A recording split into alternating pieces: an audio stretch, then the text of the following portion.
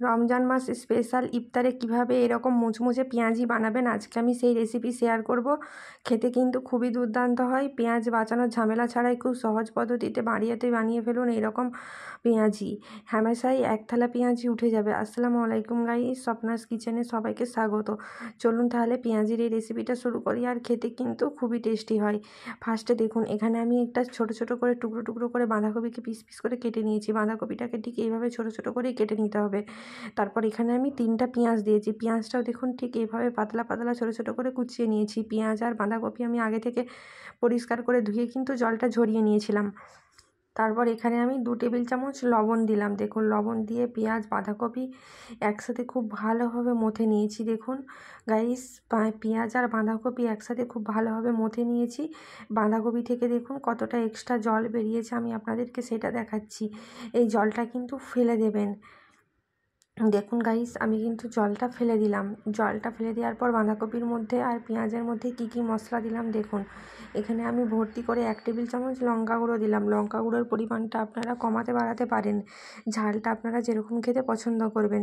1 table চামচ হলুদ গুঁড়ো দিলাম আর 1 টেবিল চামচ লবণ দিলাম। এখানে আমি দিয়ে দিলাম ভাজা জিরে গুঁড়ো 1 টেবিল চামচ, ভাজা ধনে গুঁড়ো দিয়ে দিলাম 1 টেবিল চামচ, আর দিয়ে দিলাম গোটা জিরে 1 টেবিল চামচ, ধনিয়া পাতা কোচানো দিয়ে দিলাম ছোটো ছোটো করে কেটে রাখা, আর এখানে আমি কাঁচা লঙ্কা কোচানো দিয়ে দিলাম। সব কিছু উপকরণকে আরও একবার খুব ভালোভাবে মিশিয়ে নিচ্ছি। এই উপকরণগুলোকে আরও একবার কিন্তু মথে নিতে হবে। দেখুন আমি এই উপকরণগুলোকে আরও একবার খুব ভালোভাবে মথে নিয়েছি। দেখুন কালারটা কত পারফেক্ট আসছে। আর আপনারা এই প্রসেসে একবার বাঁধাকপির পকোড়াটা বানাবেন, খেতে কিন্তু খুবই দুর্দান্ত হয়। এখানে আমি দিয়ে দিলাম 4 টেবিল চামচের মতন বেসন দিয়েছি। দেখুন 4 টেবিল চামচ বেসন দিয়ে আর একবার খুব ভালোভাবে মাখিয়ে নিচ্ছি। বাঁধাকপি, পেঁয়াজ, বেসন আর মশলা একসাথে খুব ভালোভাবে মাখিয়ে নিতে হবে। দেখুন বাঁধাকপি, পেঁয়াজ, মশলা একসাথে খুব ভালোভাবে মাখিয়ে নিয়েছি। কিছুটা বাঁধাকপির পুর নিয়ে ঠিক হাতে এইভাবে দেখবেন, হাতে এইভাবে একটু নিয়ে দেখবেন যে পুরটা পারফেক্টভাবে রেডি হয়েছে কিনা। তারপর দেখুন আমি আরও কিছুটা বাঁধাকপির এই ছোট্ট একটু পুর নিলাম। পুর দিয়ে ঠিক হাতের সাহায্যে এইভাবে রুটির মতন ছোট্ট একটা আকৃতির শেপ দিয়ে দিলাম। দেখুন তারপর আগে থেকে আমি কড়াইয়ে তেল গরম করতে দিয়েছিলাম। গরম তেলের মধ্যে আমি এই পাকোড়াগুলো ছেড়ে দিচ্ছি।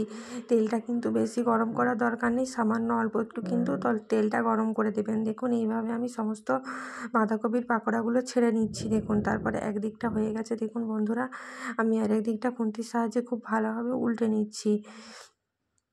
আর গ্যাসের আঁচটা কিন্তু একদম মিডিয়াম টু লো আঁচে গ্যাসের আঁচটা রাখবেন, দিয়ে এই বাঁধাকপির পাকোড়াগুলো কিন্তু ভেজে নেবেন। দেখুন ঠিক এইভাবে লাল লাল করে বাঁধাকপির পাকোড়াগুলো আমি ভেজে নিয়েছি। তারপর দেখুন আমি বাঁধাকপির পাকোড়াগুলো আরও একবার খুব ভালোভাবে নাড়িয়ে নিচ্ছি।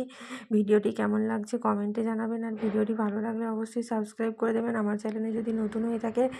তারপর দেখুন বাঁধাকপির এই পাকোড়াগুলো আমি তেল ঝরিয়ে ঠিক এইভাবে আমি তুলে নেব। মাশাআল্লাহ, এই পাকোড়াগুলো দেখতে কিন্তু অনেকটা সুন্দর লাগছে। এভাবে সমস্ত পাকোড়া আমি ভেজে নিলাম, তারপর একটি থালার মধ্যে তুলে নিলাম। একটা পাকোড়া আমি আপনাদেরকে ভেঙে দেখাচ্ছি। দেখুন কতটা খাস্তা মুচমুচে হয়েছে, খেতে কিন্তু খুবই দুর্দান্ত। ভিডিওটি ভালো লাগলে অবশ্যই সাবস্ক্রাইব করে দেবেন আমার চ্যানেলে যদি নতুন হয়ে থাকেন। আল্লাহ হাফিজ। রেসিপিটা বাড়িতে একবার হলেও ট্রাই করবেন।